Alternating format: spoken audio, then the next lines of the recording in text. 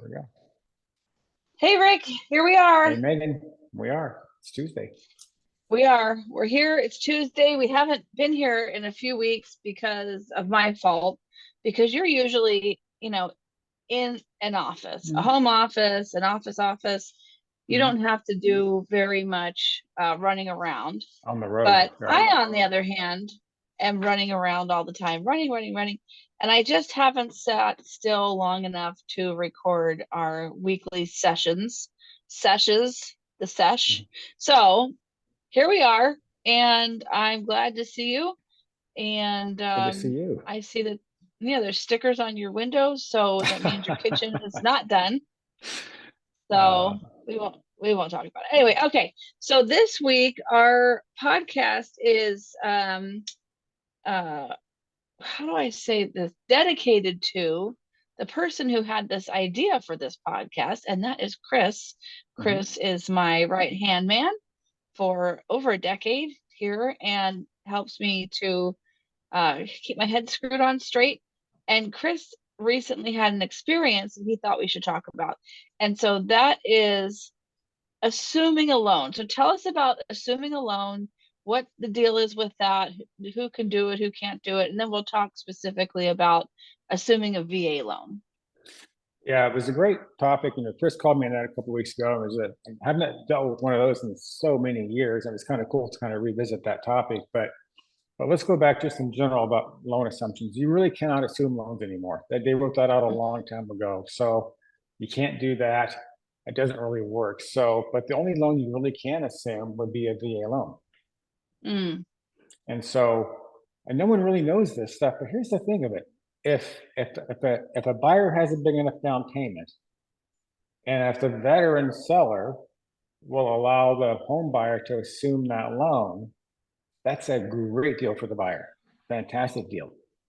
But we'll talk about why it's a great deal for the buyer, and then also why it may not be as good of a deal for the veteran.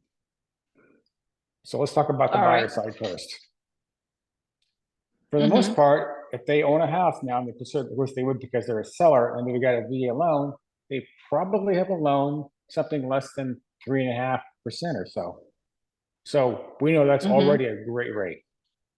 And if they've got that loan, they've Right. probably had it for 3 or 4 or 5 years. So now, not only do they have a really low interest rate, they paid 3 or 4 or 5 years on that loan. So now they're gonna have, it's not really a 30-year loan anymore. It's probably a 25-year loan.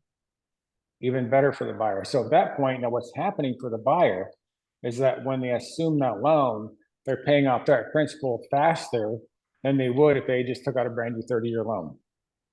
Mm-hmm. So they're really buying a 25-year loan in that example, which is really, really good for Mm-hmm. them. Okay, so they get a really good loan at a great rate. And guess what? They're not going to have any loan fees either. They just take over the existing loan. Now Wow. the VA is going to require, or the lender is going to require that buyer send their financials in and do a kind of an application to be able to qualify to assume that loan. So it's not a situation where they can just come Mm-hmm. in, have no income, no assets, take over a loan, and hope for the best. But that doesn't work. You still have to So have income to qualify. pause 1 second. Okay, so the new borrower would Mhm. contact the existing mortgage holder, and Mhm. they would turn in the paperwork just like they would do for you. It would be their Mhm. bank statements and tax returns. Okay, go ahead. I'm sorry. Mhm. So they assume that loan and they take it over. So there's no appraisal required. Mm-hmm. Don't have those things at all. So it's actually a Mm-hmm. really easy process, and it's really a great Mm-hmm. loan for the home buyer. It's really the best. Mm-hmm. Mm-hmm. Now Yeah. let's look at maybe why would that not be a good deal for the seller. On all VA Mm-hmm. loans, a veteran has what they call entitlement. It's a VA entitlement, and they only get a Mm-hmm. certain amount of entitlement to be able to qualify for benefits. And so on a VA loan, they have Mm-hmm. entitlement to be able to get so much of a loan on a VA. If then that entitlement stays with that loan. So in that example, if a Mm-hmm. buyer assumes that loan, that essentially ties up that veteran's entitlement that would essentially prevent them from getting another VA loan. And as long as that loan is on the books. Right, exactly. You can't have two loan numbers at the same time, but the Well, you VA, you have to can, close one out before you can get another. it's a technicality. You can have more than one, providing that you have enough entitlement. And that entitlement is also tied to Okay. loan amount. So for example, if the loan amounts were 200,000, it's a lot easier to have more entitlement to buy another home with VA. But with our loan amounts here in Southern Okay. California, it's going to really tie pretty much all their entitlement enough where they cannot buy another loan with the VA until that loan is paid off. Okay. Okay. So if a veteran in that example, as a veteran seller in that example, if they agree to have their loan assumed, they're essentially forfeiting their right to get another VA loan down the road, which could be a disadvantage. But I want to make one more thing, another point. I forgot to mention that for the home buyer who is assuming that VA loan, it is not required for them to be a veteran to assume that loan. That's bananas. Yeah. Now, the only other exception is, well, go ahead. No, I was going to say, what if the buyer stops paying the loan? Does that like reflect on the veteran at all? That's kind of well, as long as the VA allows that assumption, they should be okay. They can't really go after the veteran at that point, but it certainly would tie up their entitlement perhaps forever, potentially. Right. It would be a good thing. A little bit of a risky.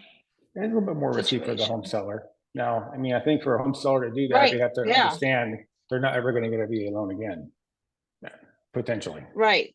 Exactly. You have to be The one exception, however, though, would be that if the buyer who's assuming that loan is also a vet, that new buyer could use their VA entitlement to assume that loan and release the seller from that obligation. Ah, well, that is the sweet spot, right? The veteran. Uh-oh.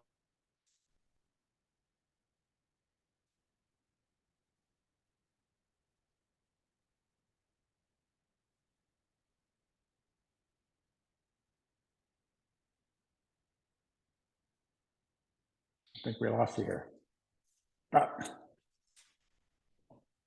Oh my gosh, the phone cut out for a minute. Are you there? I'm here. Lost you for a minute. Okay. Anyway, okay. Yeah. Yeah, we're back. Okay, so the real good deal would be veteran for a veteran and to assume that loan. And you said there's no loan closing fees. Pretty much.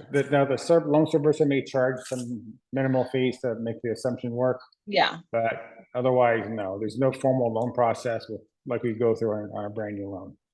How interesting. Well, all right, cool, right? That's pretty sweet. Yeah. Well, thanks, Rick. I appreciate it very much.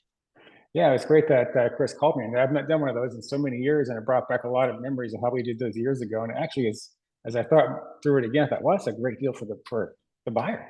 Great deal. No kidding. Yeah, exactly. I love it. Well, thanks, Rick. I appreciate you, and I look forward to speaking with you again next week. You betcha. See you, Megan.